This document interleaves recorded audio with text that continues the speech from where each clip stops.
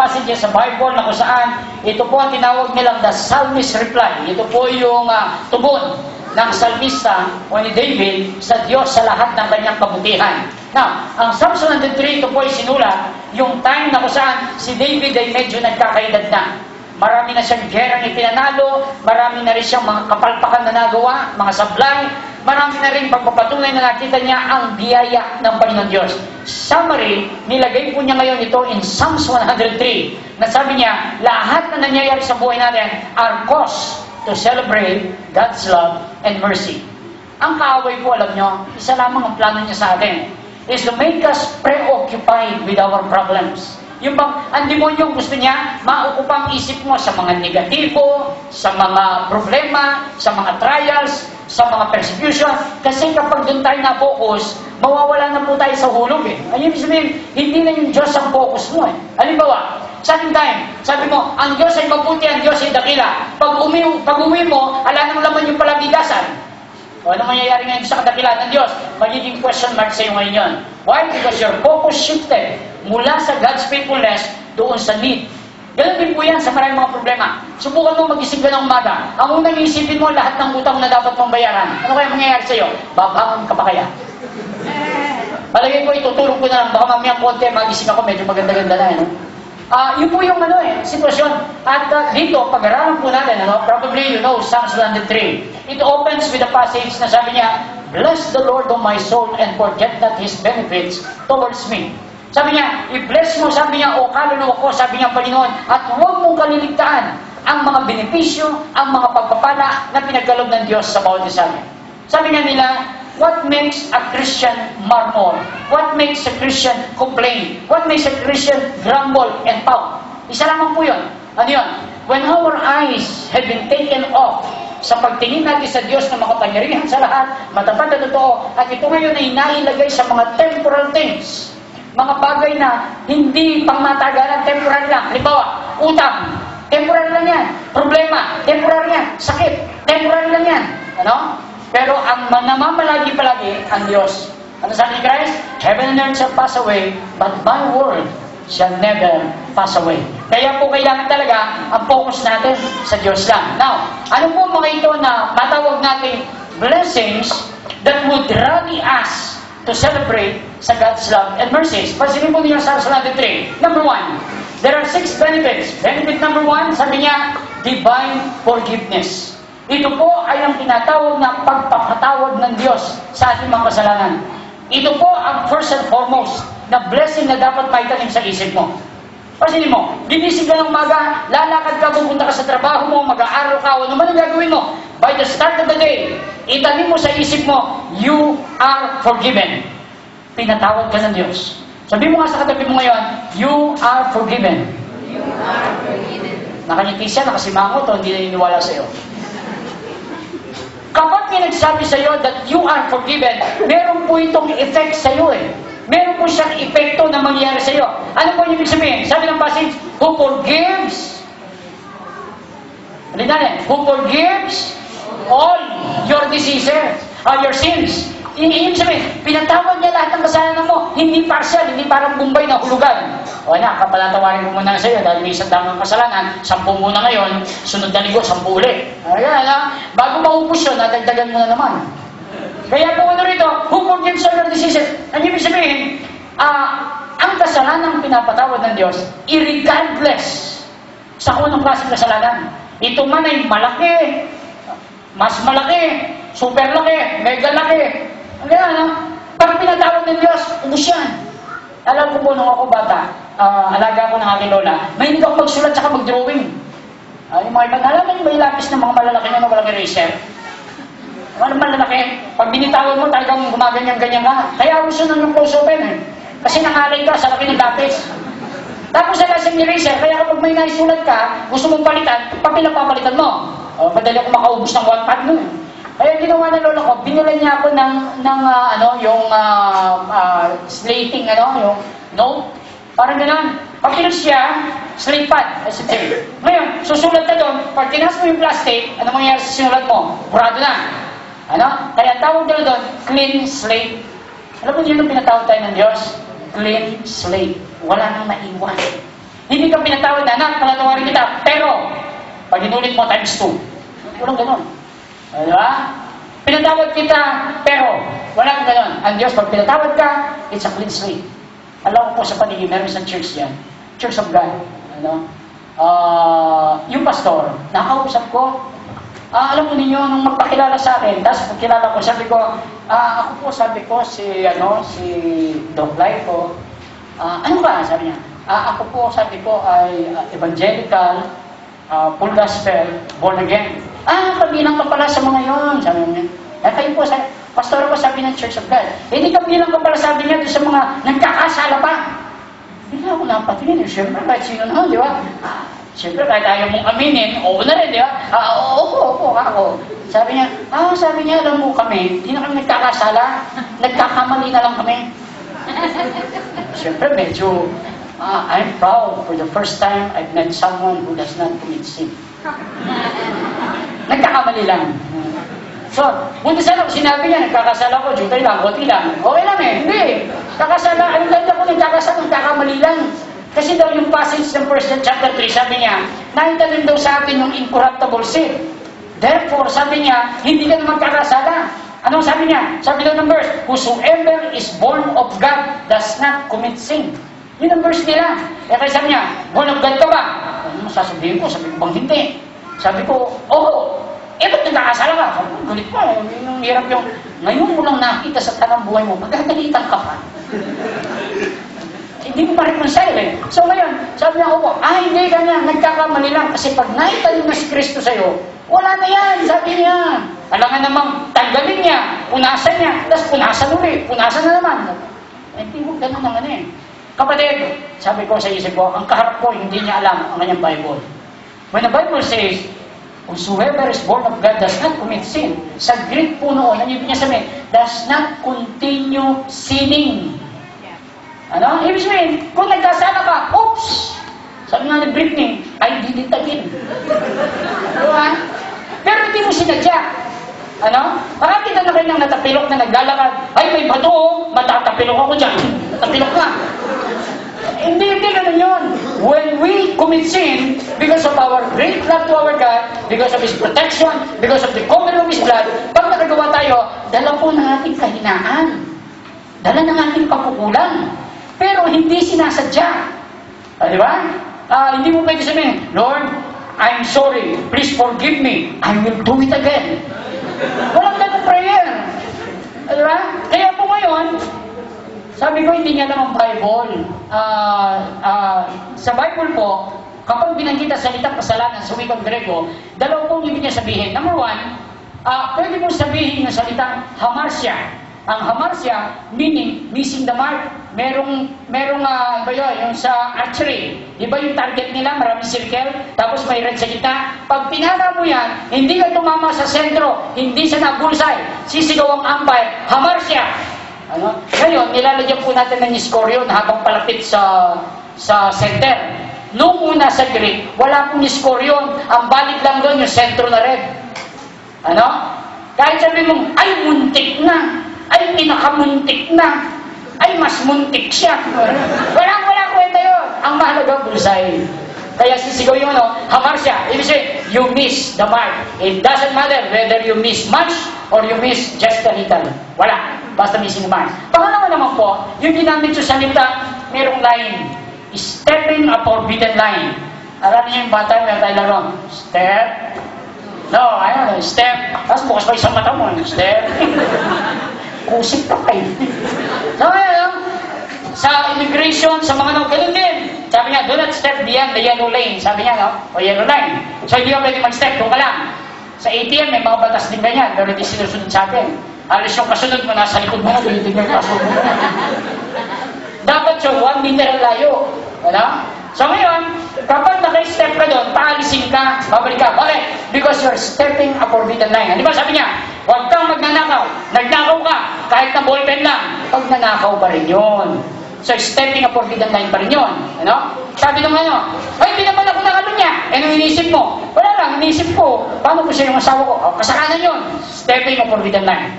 Kaya po rito, yun po yung kasalanan. Ang maganda sa atin, the Lord forgives all your sins. Ano man yung kasalanan mo? May nagtanong sa akin, sabi niya, Dr. Lego, theologian po kayo. Meron po ba kasalanan hindi napapatawad? Kasi meron po nakalagay sa Bible, meron kasalanan hindi napapatawad. Sabi ko, meron. Sabi niya, ano po yun? Yung kasalanang mahal na mahal mo at ayaw mong ihingi ng tawad. Wala, hindi mapatawad yan. Tama ka. Alright. Kaya hindi ka mapatawad kasi hindi mo siya hinihingi ng tawad. But lahat ng kasalanan, once hinihingi mo ng tawad sa Diyos, you will be forgiven. Nalala po ninyo, sa history, yung number 2 ranking sa pinakamataas sa Iglesia ni Cristo, si Dr. Milanio Gabriel, nung naborn again siya. O bakit naborn again siya? Wala na palang kapatawaran. Di ba? Ang Iglesia ni Cristo hindi naniniwala sa Holy Spirit. Sa kanilang Holy Spirit, panukala lang. Kaya ang basa nila sa John 1, nang pasimula ay ang panukala o plano, at ang plano ay nagkatawang tao, at ang plano ay naging tao. Plano lang. Ano? Hindi siya magiging Diyos sa kanila. Pero tayo iba eh. Nang pasimula, sabi niya, ang verbo. Nakalimutan nila ang verbo, ginawa nila plano. No. In Greek, sa Aramaic, ang verbo means speaker. Okay, i-transliterate natin yung John 1. In the beginning was the verbo of the speaker. The speaker was with God. Ano yung closing? At ang speaker ay God. O, di siya rin pala. Hindi na maintindihan nyo. Dahil po natin, sa lahat ng kasalanan, pinatawad kayo ng Diyos. Ngayon, meron bang pwedeng kasalanang magawa ang tao na lubhang napakabigat at napakalaki? Wala. Para pumalito yan. Meron na po ba kayong alam na nagawang barko na hindi nagamit kailanman kasi hindi kasya kahit sa dagat? Pero wala. Pero mo, nalugi ako, Dre. Bakit? Nagano ako sa shipping. O, ganun ba? Ay, ano nangyari ba talaga? Gumawa kami ng ng Mega Titanic. Baglaki niya, ng Mega. Yung naman si Sharon, di ba? Mega talaga yan. So, Mega Titanic. So, sabi na niya, ano nangyari? Wala bro, hindi na lang namin sa dagat. Wala, mababaw ang dagat. Hindi makagalaw yung inisip. Minsan naman, hindi namin may lapar, bakit? Tinamaan yung harbor. Okay, sa sobrang laki ng barko. Alam yan naman. Kapatid, kung totoong walang barkong hindi kakasya sa dagat, ganun din to. Wala tayong kasalanan pwede magawa na hindi umubra sa kamay ng mapagpatawad ng Diyos. Whatever sin it is. Martyr, wala yan. Sinuntig kaya, patatawagan ng Diyos siya. Pero hindi siya pumatay yung mamaya. Sino alam yung pinakamatinding pumatay ng napakaraming tao? Si Hitler, 6 million Jews. Ay, kilala ko, pambira. Pinatay niyang 1/4 population ng mundo. O, di ba? Si Cain. Bakit 1/4? 4 lang sila, pinatay niya isa. 1/4. Karami, no? Karami. Si Hitler, 6 million. Sino 1/4? Pero, lahat na ito, lahat ng ating kasalanan, we have our own stories to tell sa buhay natin. The good news is, pinatawad ka ng Diyos. Ulitin ko, hindi siya installment, ha? Hindi siya yung may kasunduan na iba, may side, mga iba may side contract. Walang ganun. Basta pinatawad, ano siya? Pupo James. Not partial, but all your sins. Pasilin po ninyo ang pangalawa, no? As we go on this. Huwag mo kong sabayan sa... Ayaw niya? Okay. Pangalawa po is divine healing.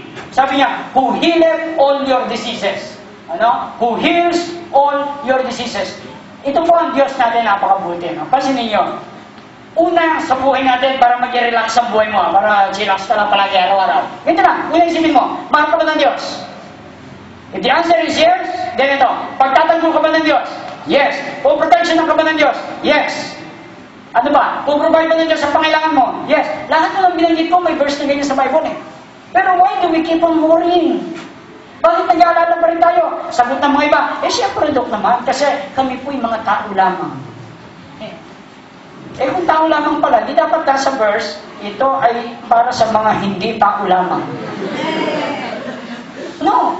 The Bible speaks generally, pangkalahatan. So, nung sinabi niya, I will protect you. Nung sinabi niya, I am before you, I am behind you, I am on your side, ako nasa ilalim mo, I am above you. So, madali salita, napapaligiran kita, sumuko ka na. Then what is the cause of troubles? Bakit minsan nag-aalala na, pera na ng kuryente sa ganito, 2 linggo na lang noon. Bakit? Kala ka mahal ka ng Diyos. Diba? Ang kasagsagan po na 8 cm yung tumor ko na sa brain cancer, stage 4. I was given 6 months to survive, to live. Minsan may nagpakasip sa akin, umiyak. Anong problema mo, Kapsat? Sabi ko, puputulin na yung kuryente ko daw. Magkano utang mo? Mahigit pong 2,000. Ang ano mabuti sa'yo, kuryente lang puputulin. Ako buhay eh. Yak-yak ka. Ano? So ito muna niyo makita, no? Ang Diyos nagpapagaling. Ngayon, kung nandiyan ang protection ng Lord sa iyo, bakit ka nagkakaproblema? Tandaan mo niyo ito, no? Kalimutan niyo lahat ng ibang manatunan niyo in regards to emotional life. Pero this you should remember. Sa lahat na nangyayari sa atin, tandaan mo natin ito. Kontrolado ng Diyos. Amen. Ano? The teaching about the sovereignty of God, that God is in full control of all His creation, didn't change. Hanggang ngayon, nandiyan yung umaandar yan. At kasama tayo sa creation ni God. Ano ibig sabihin? Kung magkalagnat ang anak mo, magka-dengue yung anak mo, kontrolado ng Diyos yan. Because kung ayaw ng Diyos, walang sakit na dadapo sa inyo. Ano? Bakit? Maraming dahilan. Number 1, baka may binayolate ka. Baka lang. And here comes God, pinapaalalahanan ka niya. Baka naman unti-unti, lumalamig ka na sa Kanya, pinapaalalahanan ka ng Diyos para bumalik ka sa Kanya.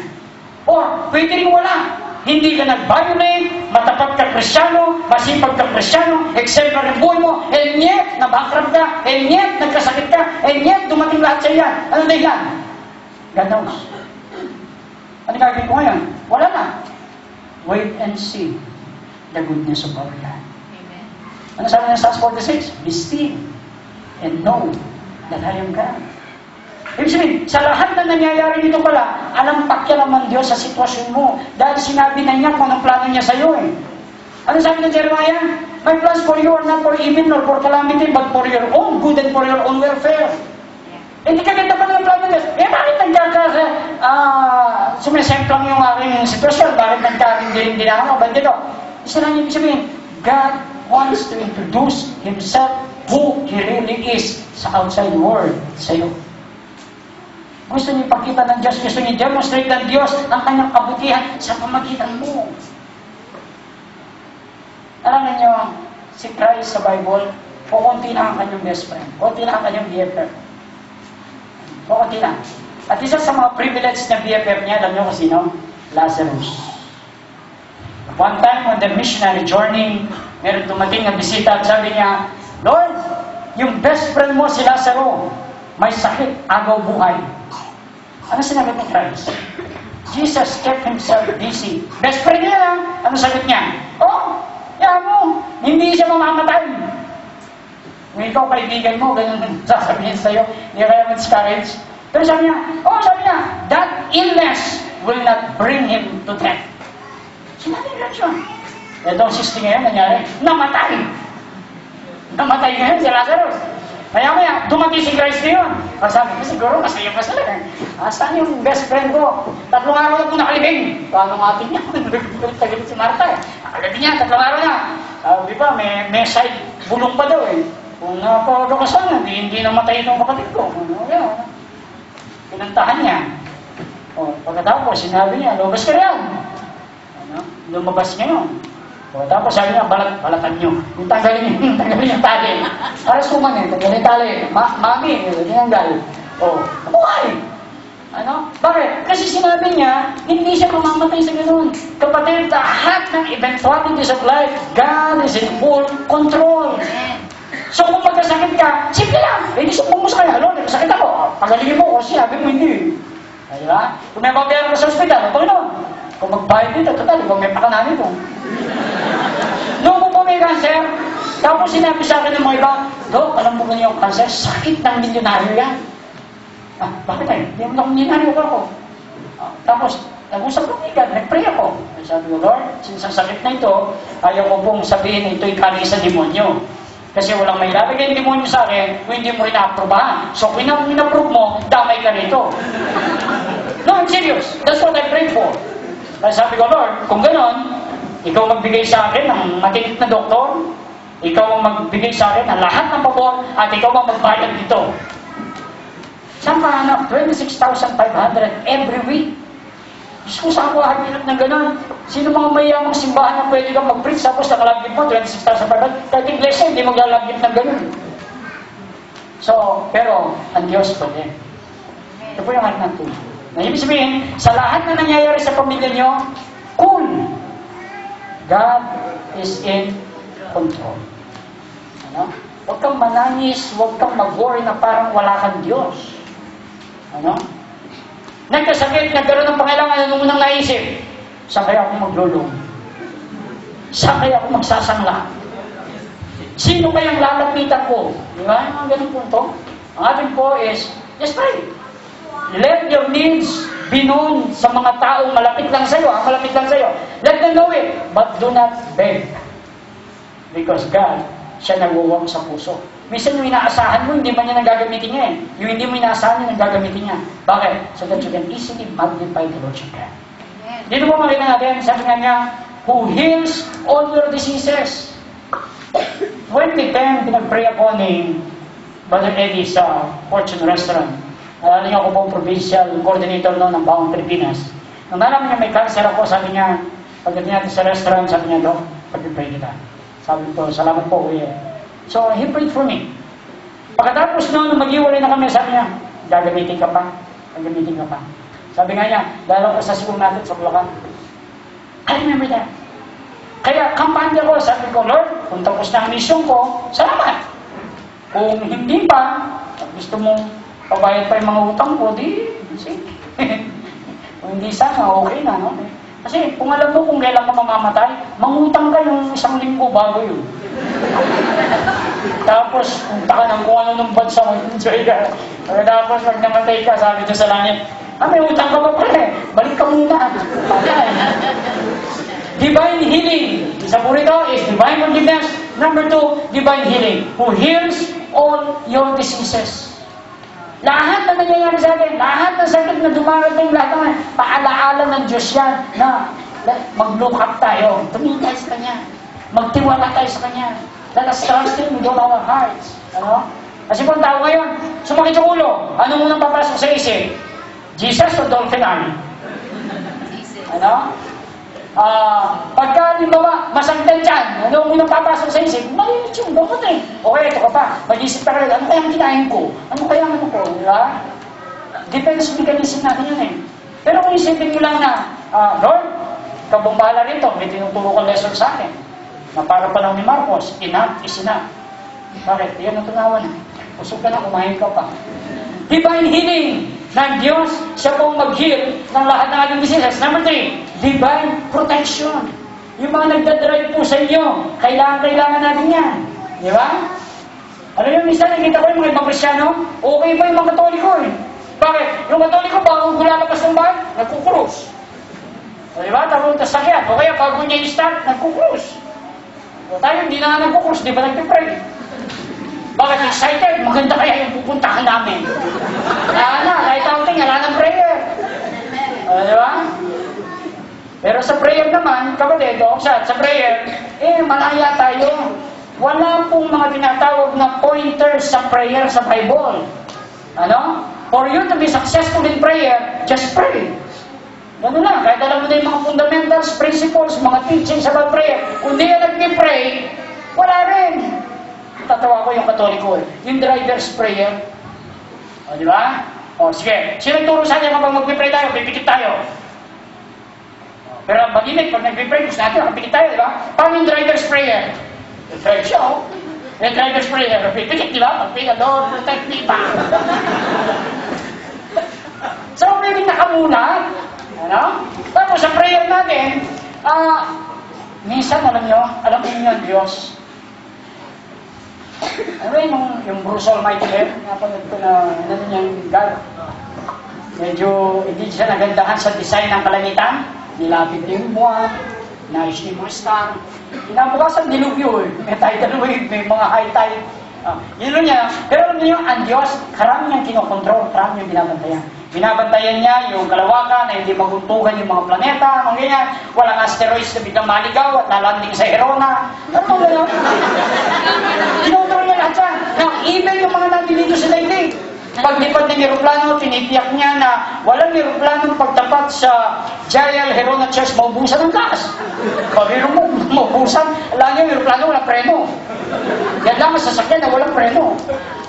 So, yun, kinukontrol po niya lahat yan. Plus yung buhay ng mga tao, kinukontrol lahat ng Diyos yan. Ano? So, yun sabihin, sa pagkontrol niya yan, siya po nagbabantay ng ating buhay. Kaya po, minsan mag-pray tayo, minsan, give God a break. Pwede ba yung term na yun? Yung bang, Lord, Diyos ko, alam ko po karami yung inasikaso, pwede po ba itong araw na ito, kabawasan naman ako sa inasikaso nyo, hindi po ako hihingi ngayong araw na ito, next month.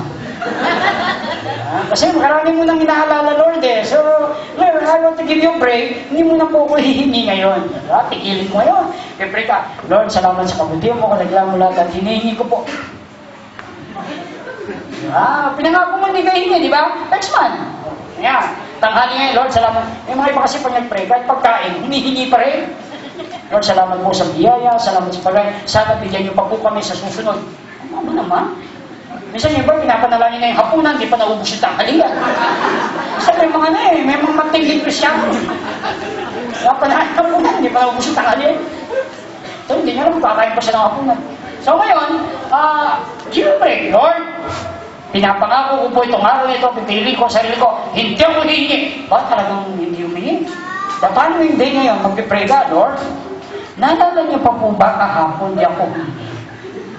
Doblehin mo ngayon! Sabi po yung Tingnan nito, no? Nasa po yung nag-pray kayo, pagkatapos si Gisnel, damo pagmulat ng mata mo, sinakapit tayo, pagmulat mo ngayon, ay, adamay! Dami ng patak. Diba? Ano gagawin mo, Lord? Yes. Subukan nito, no? Stretch yung kanang kamay nyo. Tiyakin nyo, hindi masasampal yung katabi nyo. Stretch yung kanyan. Okay. Pag mag-pray kayo, para wala kayong makalimutan, ang una, ang tawag dito. Sabi niya, no? Yung lalaki. Panalangin mo lahat ng malapit sa'yo. Okay? Asawa mo, pero sarili mo, asawa mo, mga anak mo, katulong mo, nakatira sa bahay nyo, lahat. Sama mo na yung may utang sa'yo. Okay. Pangalawa, ang tawag dito. Yung tuturo. Pointer. Panalangin mo lahat ng nagtuturo sa'yo. Pastor mo, sa leader mo, net leader mo. Pag-pray sila. Teacher mo, counselor mo, so advisor mo, yan. Lahat ng nagtuturo sa'yo. Hindi nagtuturo. Nagtuturo. Okay, susunod. Ano tawag natin dito? Middle finger. So, pasinigil sa lahat ng daliri. Pag ginanyan mo yan, middle finger ang pinamalakas. So, panalangin mo yung mga malalakas. Panalangin mo presidente, panalangin mo yung senador. By the way, kilala niyo po ba lahat ng senador? Yun. Kilala natin. We have to know them to pray for them. Ang congressman mo, kilala mo, governor mo, vice governor mo, board member mo, mayor mo, councilor mo, barangay ka. Panalangin natin yan. Because may utang tayo sa kanila. Sabi ng First Peter, kailangan ipanalangin natin ang mga ito. So pag-pray mo sila, no? So lahat ng malakas, lahat ng mga alam mong giant sa faith, sama mo sa prayer. Sunod dito, tawag dito, para singsingan o ring finger. Pag ginanyan mo daw yan, sa lahat ng daliri mo, ito pinakamahina. So panalangin mo yung mga mahina. May sakit, nagbabackslide, nagpaplano mag-backslide. Mga ganon. O kasi na-share niya sa'yo eh. Nagpaplano siya. So lahat ng mahina. And then ang panghuli, ito na yung sarili mo. Pag-pray mo na ngayon lahat ng needs mo. Limbawa, single ka, matagal na nag-pray ng asawa. O Lord, give me a lover, part 1, part 2, part 3. Mga ganon. Panalangin mo yan. Tapos sarili mo, Lord, ito po, gusto ko to, Lord, bil mo ko. Mga ganon. So, panalangin mo yan. Ngayon, kung ano man daliri mo, bonus mo na yun. Wala na sa listahan mo yun. So, bonus mo na yun. Biro mo, may reserve ka, reserve. Okay. So, redeems your life from destruction. Kapatid, sabi ko nga kanina, yung mga Katoliko, buti sila nagdadasal na. Tayo, galing po natin prayer. One thing I learned sa prayer, yung kanilang prayer life. Grabe yung pagka-prayerful nila, no? Grabe yung pagka-prayerful. At hindi basta prayer. Talagang umiyak sila, sumisigaw sila. Pero hindi naman sinabi nga, diba? Naalala mo na, naglalakad ka sa kalsada. Bigla ka nalang, Panginoon! Ay! Akala naman ganyan tayo. Huwag naman. Lagi lang sa lugar. Kaya sila simbahan lang. At ito pa, pinapatay nila yung ilaw. Stage lang ang may ilaw. At medyo madilim dyan. Para nga naman kahit anong itsura nila, kung nagpipray sila, uuhog mo dyan, wala nga yun. Kasi baka mamaya, seryoso ka nagpipray, napatingin ka sa katabi mo. Dalawa pa siya. Double impact pa sa kanya. Matawa ka, mawala ka sa ulo. Kaya pinapatay nila yung ila. Meron ba iba, nakapugit nga, dadaan kami kaya. Sabi ko, Mami, alam mo mula first day dito tayo, ganyan ang posisyon niya. Ganyan parang posisyon niya. Sabi niya, territory niya yan. Ha? So ito po yan yung prayer. Meron nga minsan di ba, ang Katoliko pa, maganda sa kanila. Hindi driver. Kaya driver ng jeep, kaya kasi, basta natapat sa simbahan, nagkukong sila, di ba? Meron niya doon siya eh. Pagtapat niyang ganyan eh, nag-Santa Claus eh. Eh tapos nabasa niya yung karatula paglampas sa church, yung karatula, born again! Nilis niya. Wrong mistake. Nilis niya. Kasi may mga born again yun, may mga cross na rin, di ba? Kami, mga pinapatoy namin church, na-advise na namin, maglagay ng cross sa taas. Alam niyo sa Korea, pag nagpunta ka, after kami sa Suwon, then we went to Seoul, Korea, Incheon, Chonan. Yung mga lugar na pinunta namin, paggabi kaganda. Sa atin, kapag may cross na pula, ano yun? Red Cross. Sabi ko, dikit-dikit ang Red Cross dito. No, kanya. Churches. Oo, mga church pala. Kaganda. Buti ako hindi nag-away yung mga ito. Minsan, sa kanya lang, pagitan. Pero ganun po ka, Dito makita natin, He will redeem our life from destruction. Siya po magbabantay sa atin, magiging maayos yung buhay. Ano man ang panganib, ano man ang Diyos natin, nandiyan ang kanyang divine protection. Divine protection. Sabihan nila, kahit anong ingat mo sa buhay mo, kahit na healthy living ka o kung ano man, kung oras mo na, naniwala ba kayo rito? Ang Diyos, kukunin ka eh. Yung bang miss ka na ni God, di ba? O kaya, kay bait mo naman. Sana kunin ka na ni Lord. Yung isa talagang pagkain puro gulay. Yung kanin niya kontrolado. Alang soft drinks, alang coffee. Talagang healthy yan niya. Normal niya, jogging everyday, 30 minutes, brisk walking. Okay siya. Namatay. Napakan niyo sa banyo.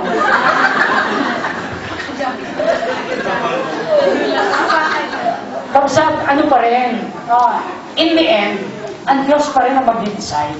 Ang Diyos pa rin mag-decide. Minsan, pagka pinusa ko sa FB ng mga pagkain, minsan basahin nyo, may mga nagko-comment.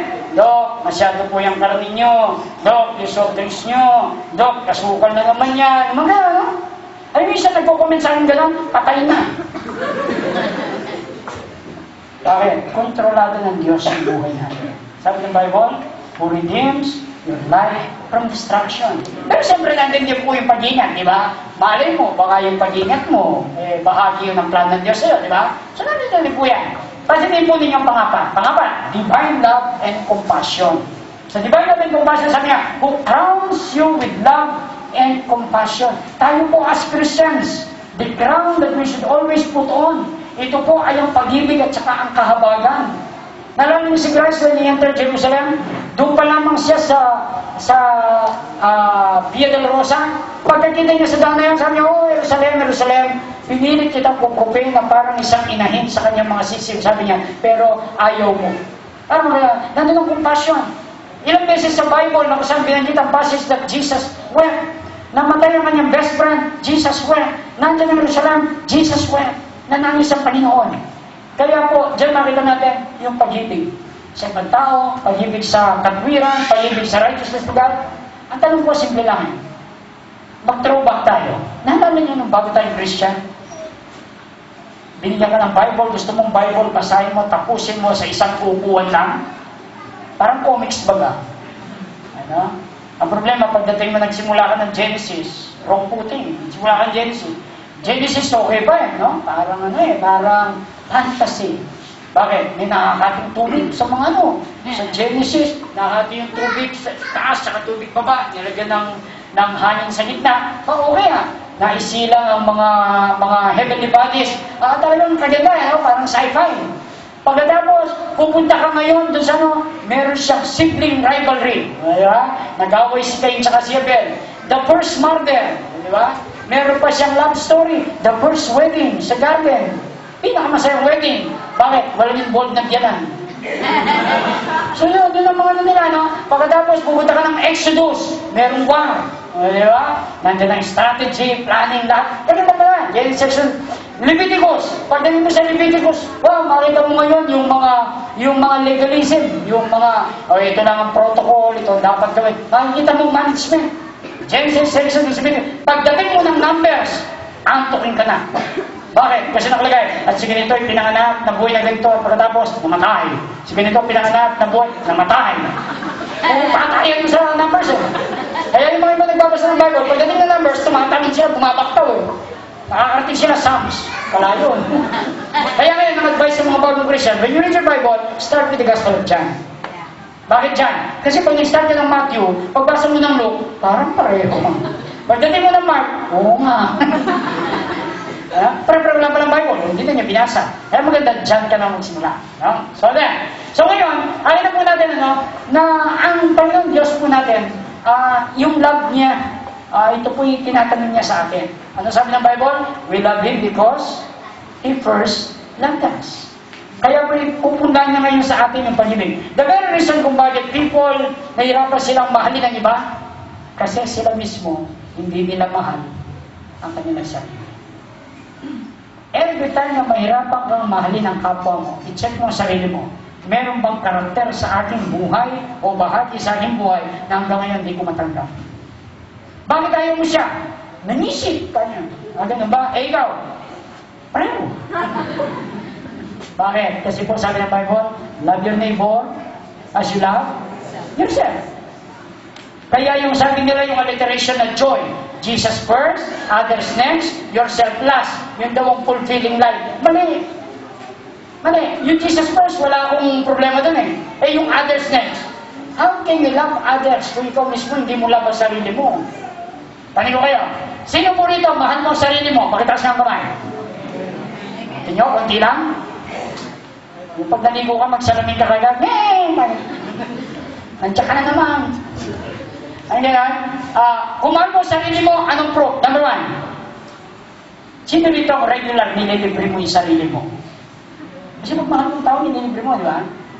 Nililibre ba yung sarili mo? O palagi kagaya ka ng mga bandir, sila na muna, huli na ako, pagdating sa'yo, wala na. Ano? Sabi nga nila, kaya pag namuli, hinuli niya sarili niya, mamahalin niya, wala na, naubos niya yung pagmamahal, binigay na niya lahat sa iba. The same thing with the relationship. Mag-reserve ka naman para sa'yo. Baka mamaya, hindi maging kayo, ubus ka na. Diba? Kaya, it hurts. Kaya kapatid, dito pero pagkita nito, divine love. Yung pong pag-ibig ng Diyos na kung saan ilalagay, inculcate sa mind natin, itatanim niya sa heart natin, itong love na kung saan we could offer sa outside world. The universal principle still remains. You can only offer what you have. You cannot offer what you do not have. Ano? Paano kung magmamahal kung ikaw mismo puno ka ng bitterness? Di ba? Titignan mo pa lang ang tao, nega ka na. Di ba? Paano ka ngayon mag-extend ng love sa kanya? Sarili mo, pinagkakaitan mo. Ililibre ka. Di, okay lang. Di ba? Ayaw mo magpalibre kasi tingin mo pag nilibre ka, nakakababa ng karangalan. May ginagawa ka, tulungan kita. Di, kaya mo to. Di ba? Nagyayabang-yabangan ka kasi ayaw mo magpatulong. Kasi kapag tinulungan ka, natatakot ka, baka yung credit, kalahati sa kanya. Di ba? Anong tawag doon? Mayabang ka kasi gusto mo solo. Di ba? Yung mahirap na pinapawisan ng dugo, ayaw kong patulong. So, divine love and compassion. When God extends His love, plants His love sa heart natin, we can easily love other people. You know? We can easily love other people. So, yung compassion sa pag-ibig. First and foremost, meron kang love bago ka magkaroon ng compassion. You know? Kasi kung compassion lang, wala. Parang yung Red Cross lang. Kami po ay tutulong lang hanggat may pondo. Ayan, compassion yun. Yung love, kami po ay tutulong sa inyo sa abot ng aming mga kayanan. Kung kailangan manggaling sa aming sariling bulsa, pipilitin po namin. That's love. Ano? Okay, pasinin po natin. Next natin. Number 5. Divine prosperity, who satisfies your desires with good things. Another blessing po for us, maging dahilan to celebrate God's love and mercies. Divine prosperity. Ito po yung i-prosper ka ng Diyos divinely. Hindi po ako naniniwala sinatawag nila prosperity doctrine, but I believe in biblical prosperity. Ano? Dito sabi niya, who satisfies your desires with good things. Kasi ninyo, meron tayong desire. Pero yung binibigay ng Diyos, may pagkakataon, God does not give our desire, but He gives us good things. Bakit? Because sometimes, if not most of the times, we desire not good things. Halimbawa, di yung matrikula mo nadidelay. Tapos nananalangin ka sa Lord. iPhone S, ano pa? 5. Ano ba? Parang hindi practical. Ano? Bakit? Yung major na kailangan mo, hindi nga nasasapatan. Hindi ka pa ng sobra-sobrang ano. Hindi pwede. Hindi pwede. Kaya po nga dito, who satisfies your desires with good things. Anong mga good things? Ano ba mga desire mo? Tignan mo yan. Anong desire mo? Anong binibili ka? Sometimes gives us more. God gives us more. Sometimes He gives us, tama lang. But sometimes God gives lesser than we expect. Respeto po natin ang Diyos sa bagay yan because He is God full of wisdom. Alam niya kung anong mga kabuti sa bawat isa sa atin. Try to imagine, if God will grant all our desires, mapapabuti kaya tayo? Alam niyo, kung lahat ng kapritsyo, lahat ng hihilingin mo sa Diyos, ibibigay ni God. Minsan nga, hostage pa natin sila. Lord, di po ba sinabi niyo sa word niyo, if you abide in me and my words abide in you, you shall ask what you will? Diba? Pag gano'n, parang no-hold up mo pa si God. Hindi po gano'n yun eh. Dapat irespeto po natin. Ano bang mean niya sa atin? Yes, nandiyan, mag-suggest tayo. Pero in the final analysis, ang Diyos pa rin na masusunod. Parang halimbawa, yung nanay mo nasa trabaho, tumawag ka, Ma, anong iluluto ko? Natanghalian natin. Sabi niya, nag-iisip yung nanay niya. Habang nag-iisip niya, nakaprito na ako. Nagtanong ka pa. Minsan ganyan tayo sa Diyos. Sabi niya, Lord, ano po bang plano niyo sa buhay ko? Sino po bang life partner ang pwede niyong ibigay sa akin? Kayo na pong bahala. Pero, Lord, crush ko si ganito. Akala kong kayo nang bahala. Ano? Sabi niya, di po, Doc yun eh. Suggestment lang naman. Okay, satisfies your desires with good things. Tatanda natin. Because God is all-knowing. God knows what is best sa atin. Pagtiwala natin siya doon. He knows what is best. He is our designer. So, if He is our designer, then He knows what fits us. Okay? Tandaan natin yan. Kaya kung minsan napuprostrate tayo, kasi masyado tayong umaasa na yung prayer natin yon. Yun na yun. Pero there are times we are asking for good things. But God is preparing the best. Would you trade good for best? Siyempre hindi. Diba? Minsan pa nga yung mga iba, gusto patulungan si God sa prayer. Lord, ang kailangan ko po 100,000. Please Lord, pwede po ba kahit 50,000 lang bigay nyo, ako na po magremedyo sa 50,000. Wala ka ba niya, tinutulungan niya si God. Hap-hap na lang daw sila. Ang gano'n, ang Diyos mo natin, sabi nga, casting all your cares upon Him, for He cares for you. Di ba? Hindi po pwede yung, Lord, ganito po eh. Hindi gano'n. Sa amin pong mag-asawa, pagdating sa needs, saka ako kalmado eh. Kaya minsan, namimisinterpret ako ng mga iba, sabi niya, hyper-faith ka doon eh. Hindi, sabi ko, hindi ako hyper-faith. I just trust my God. Bakit? Because I know who my God is. Ano sabi ko, Lord, gusto ko pong magpunta sa ganitong lugar. Tapos sabi ko, Lord, kung mag-provide. Kung hindi siya nag-provide, ilapin ko sa isip ko, Lord, kaya hindi ka nag-provide kasi may na-reserve ka lugar na mas maganda. Or baka hindi pa yan ang time. Kapatid, para mabawasan ang frustration mo, kilalanin mo ang Diyos mo. If He is capable of doing this and that at hindi niya ginawa, in His wisdom, hindi niya binigay sa'yo kasi may naisip siya, nilalaan siya, best para sa'yo. Ngayon, you want to settle for good? Bahala na yung best? Wow, maawa ka sa sarili mo. Who satisfies your desires with good things. And then, masinin po ninyo, divine strength. Number 6, divine strength. Nais ng Diyos, magkaroon tayo ng divine strength. Yung bang, kahit na may edad ka na, umabot ka na sa edad na gano'n, yung kalakasan mo pa rin galing sa Diyos. Kung kami po nasa Korea, pupunta kami sa devotion, every morning devotion namin. Yung bang naglalakad ka, paakyat ka ng hagdanan, kasi minsan puno yung elevator. Akyat kami, nasa 4th floor eh. Akyat kami ganyan. Tapos hagdanan, lalampasan ka na matanda, titingin sa'yo, nakangiti. Siyempre, hindi ka pa nag-devotion, mag-devotion ka pa na. So mag-isip ka, dapat kaya nakangiti. Sinasabi niya kaya, kabata mo pa, bagal mo. O yun pala, kaya pala nakangiti, dahil hindi kanya lang batiin, hindi marunong English. Dahil Korean ang alam niya. Kaya, yung lalampasan ka, basta yun, nilampasan ang matanda. Susunod kita ko naman, mabilis naman yung matanda sa likod, inarangan ko ay. Minsan nakalampas.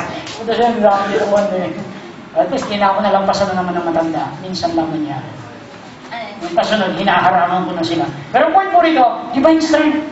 Nalala po ninyo, si Moses hanggang mamatay siya, yung linaw ng kanyang mata, kagaya ng bata siya.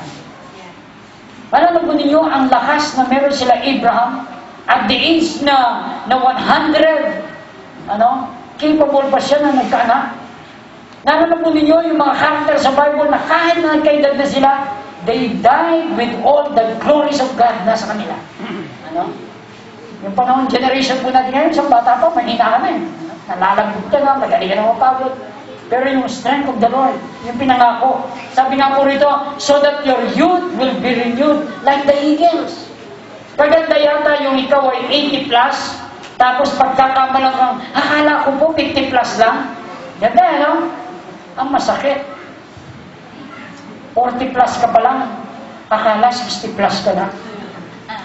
Hirap yan, Pero dito po, the divine strength that God promised so that your youth will be renewed like the eagles. Ano po eagle? It soars high. Ang eagle, kapag tumigil po yan sa bundok, gusto niya sa pinakamataas. Bakit? Kasi po ang eagle, meron siyang mentality na domineering. Gusto niya nasa taas siya nagdo-dominate lahat. Kung sa patag naman, lion, sa bundok, eagle. Sa mga puno, eagle. Yun ang gustong i-renew ng Lord sa atin. The strength that we have. At dito po makita natin, sa lahat ng lesson na ito, divine forgiveness, sa napakalaga. Kasi sinabi niya, who forgives all your iniquities, who forgive all your sins. Sa divine forgiveness, sabi niya, who forgives all your sins, forgiven by God. Number one, pinatawad tayo ng Diyos. Pasalamatan natin ng Diyos sapagkat pinatawad po niya tayo. Pasin po niya pagpatawad ng Diyos. Kung ito ang age of accountability, sabi namin mga theologian, ang tao nagkakaroon na siya ng sariling isip, magdesisyon na pa sarili at the age of 7. Assuming tama yun, 7 years old, kailan ka na born again? Kung na-born again ka ng age 21, so 7 sa 21, 14 years. Biro mo yung 14 years nagkakasala ka, pinatawad ka ng Diyos. 14 years. Ang tanong, ilang beses ka bang magkasala maghapon? Siguro po, pinakamabait sa atin, mga 3 beses lang. Sa umaga, parang pagkain lang yun. Sa umaga, sa tanghali, sa gabi. Ngayon, gusto mo magmerienda ng kasalanan, 5 ka ngayon, tsaka ka mag-midnight snack, 6. Pero mga iba, hindi tingin. Pag nagkasala, pakyaw. Sabi na, yan na naman yung mahadera, pag nagbukas ang bibig, rapido na naman yan. Di ba? Ngayon, hindi na po siya rapido, usi na ngayon. Pag kinalapit mo, hanggang di mo nire-release, sunod-sunod yan. So, point mo rito is, sa lahat ng kasalanan nito, ang Diyos, pinatawad po niya lahat yun. Salamat, pinupuri na ng Diyos, for God has forgiven us of our sins. Meron pong pagpapatawad ng Diyos na naiba kay sa tao. Ang tao, pag pinatawad ka, maalala niya, every time makita ka, ay, yan yung nanuba sa akin. Ay, yung hindi nagbayad ng utang. Ay, yung nagtahamak sa akin. Pero pinatawad din niya. Ang Diyos iba. Pag pinatawad din ng Diyos, mayroong 4 na elemento na pagpapatawad ng Diyos. Number 1, siya po magpapatawad ng kasalanan natin, Romans 4:7. Halimbawa, nagkasala ka. Sabi niya, sige, pinapatawad na kita dahil nagsisi ka ngayon. Ngayon, hindi po sapat yun. Ano gagawin niya? Sa pagpatawad niya ng iyong kasalanan, kukunin niya yung kasalanan mo, ilalayo niya. Sabi na Psalms 103, as far as the east is from the west. Gano'ng kalayo ang east sa west, bilog ang daigdig. Di ba? Yun ang forevermore. Walang hanggan. Halimbawa, humarap ako rito, norte. Lalakad akong ganyan, bilog ang daigdig. Lahat ng nasa harap ko, nasa isip ko, norte yun. So, endless. Ano yung sabihin? Every time nagkakasala ka, God is willing to forgive. Ito ang ating Diyos. So, isa po rito, una, pinatawad ang kasalanan mo. Pangalawa, inilayo sa iyong kasalanan mo as far as the east from the west. Pagkatapos, ano po ginawa? Tinakpan ito ng kanyang precious blood. Tinakpan. Bakit? Kasi muhing-muhi siya. Sabi nga nila sa mga alaga sa bahay, ang pinakamarindumi yung pusa. Di ba? Minsan yan, pagsasalukin mo yan, tatakpan mo muna. Di ba? Hindi mo matin na habang sinasalok, pinapanood mo. Tatakpan mo yan. Ganon din ang tingin ng banal, matuwid na Diyos sa kasalanan na nagawa natin. Tatakpan niya yan. Ilalayo niya yan as far as the east from the west. Pinatawad niya yan. Ito ang pinakamaganda. Habakuk, itatapon niya ito sa kailaliman ng dagat. siguro lalagyan ng signboard, no fishing allowed. Mababing wait. Tapos alam niyo pang uli, Hebrews 10:17, their sins and their iniquities will I remember no more. Kakalimutan niyo yung kasalanan mo. Ngayon, ang trabaho ng demonyo, papaalala niya yung kasalanan mo. O di ba nagmura ka? O di ba nagsinungaling ka? O di ba naglamang ka? Ayun, ayun patawad. Eh, pinagsisiyan mo na dati. Hihingi ka ng tawad. Ay sasagot ng Diyos sa'yo, anong hinihingi mo ng tawad? Wala akong maalala. Because God not only forgives, but He forgets. Kinakalimutan niya. Kaya po dito, ito ngayon, we are forgiven by God. Yun ang ibig sabihin ng pagpapatawad ng Diyos. Ulitin ko, sins forgiven, sins covered by the blood of the Lamb, and then removed as far as the east from the west, and then buried to the depths of the sea, and then finally, forgotten. Itong ginagawa ng Diyos, sabi sa forgiven, then forgotten, then next po natin, that we can see, we must believe it, and then we must live in forgiveness. Matuto tayong mamuhay sa tinatawag ng pagpapatawad. Bakit? Because tayo po ay bago nila lang. Sa pagpapatawad, dalawa po dapat natin patawarin. Number one, patawarin mo ang ibang tao. Pero bago mapatawad ang tao, alam niyo, pinakamaganda pa rin, patawarin mo ang sarili mo. Because every sin that we have done or happened to us, tayo po ay bahagi doon. Sabi nga nila, sa lahat ng sayaw, isa lamang ang sayaw na hindi pwede isayaw mag-isa. Tango. Kaya nga sabi ng saying, it takes two to itango. Sa kasalanan, palagi kasama ka. Kasama ka. Halimbawa, sabi nga ano, huwag na utang sa akin yan. Hindi nagbayad. Di ba? Tapos ngayon, iiwasan niya ako. Nagtagal ka ngayon. Paano mo siya patatawarin? Madali mo siya mapatawad kung patawarin mo sa inyo. Bakit? Take part on it. Ay, nung pinautang ko kasi, hindi muna ako nagtanong-tanong kung good payer ba siya. Hindi muna ako nagtanong-tanong kung anong negosyo niya para maibalik yung perang inirap niya sa akin. Kasi kapag inutang niya, kinain lang niya, ubus na yun, huwag ka nang aasa. Mabayaran pa. So ngayon, pinautang mo pa rin siya, hindi ka nagtanong, nagkulang ka doon. So you are part of the sin. Ano? So take part. So ang mangyari ngayon, Panginoon, pinapatawag ko nga sarili, nire-release ko nga sarili. For that matter. At pagdating nun, madali mo nang i-release yung iba. Sabi nga ng Bible, inutangan ka, huwag kang asang mabayaran. Bakit? Kasi ang Diyos ang magbabayad sa'yo. Kapatid, when you've done good things sa mga poor, sa mga lingkod ng Diyos, sa mga taong nangangailangan, tinulungan mo sila, sabi ng Psalms, para kang nagpapahiram sa Diyos. Ano? Tanda natin, ang Diyos din na nagturo, bawal mangutang. So kapag tinulungan mo pala ako, parang pinautang mo sa God. Turo niya, huwag kang magpautang. Anong gagawin ni God din sa'yo? Babayaran na niya kagad. Hindi lamang yung tao, hindi nagbayad yung tao, pero hindi mo lang. Sa maraming blessing maranasan mo sa buhay mo, the Lord pays. Nagbayad niya sa sa'yo. Nagbayad niya sa sa'yo. Kaya po dito, dahil tayo ay bagong nilalang. Mapansin natin, forgive yourself. Sabi mo kanina, no? Patawarin natin ang mga sarili. The Bible says, God has forgiven you. You better believe it and accept it. And by all means, forgive yourself so that you will be free from guilt and condemnation as well as shame. Ano? Kailangan patawarin mo yung sarili mo. Kasi hanggang nandiyan ang guilt feeling, struggle yan. Hanggang nandiyan ang condemnation, struggle yan. At magre-resulta yan ng kahihiyan, shame. Minsan nahihiya ka, kahit doon sa mga taong hindi nila alam ang nagawa mo. Yun ang pinakamahirap. Napakahirap kung umilag sa balang wala naman. At lalong mahirap ang tumawid sa ilog na nasa kalsada ka naman. Lalakad ka sa kalsada, tinataas mo pa yung pagkalong mong ganyan. Bakit? Piling mo ilog, hindi naman, normal na kalsada lang. Ganun po pala nangyayari. When you have guilt, when you have condemnation, and when you have shame. Kaya po, sa pangatlo, forgive those who offended you. Forgive yourself, and then forgive mo yung mga naka-offend sa'yo. Only forgiveness can restore broken relationship. Ito ba'y mag-asawa? Ito ba'y magulang at anak? Ito ba'y magkatrabaho? Ito ba'y magkaklase? Kapatid, to heal broken relationship, ang forgiveness, napakalaga. Now, is it easy to forgive? Hindi. It is next to impossible.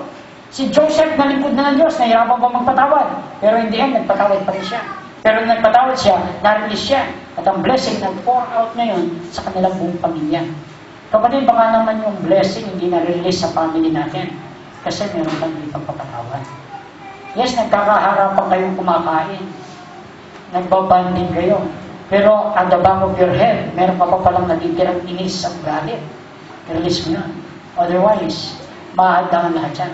Sa mag-asawa, kapag meron di pagpapatawaran, sabi ng Bible sa 1 Peter, mahahadlangan ang inyong mga panalangin. If you don't want your prayers to be blocked, kailangan maayos sa relationship ng mag-asawa, maayos sa relationship sa pamilya. So ngayon po rito, only forgiveness. Tandaan natin, gaano mang kalala ang sitwasyon ng relationship na problema sa pamilya, God nowadays is still in the business of restoring the families. Nandiyan pa rin siya. Yung pa rin ang business niya. He still wants the husband and wife maayos, along with the kids, yung pong pamilya, bounded together in love, acceptance and forgiveness, yun ang naisin ng Panginoon. One, you offended people, so kailangan forgiveness. Or, you were offended by people, then kailangan pa rin ng pagpapatawaran. Sa ating closing, as a challenge, let us learn from Job.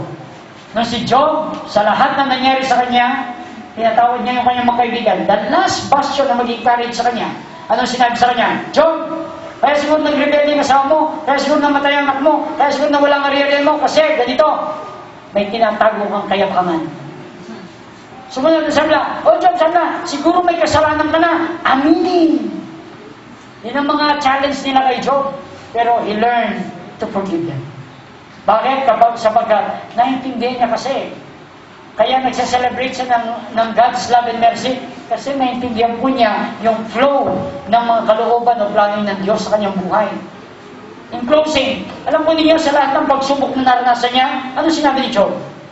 Sabi na, sabi na, Job, yung pong mga riyariya nyo, pinasok ng mga magnanakaw, sinunog, kinuha yung mga hayop, pinagpapatay yung mga tauhan.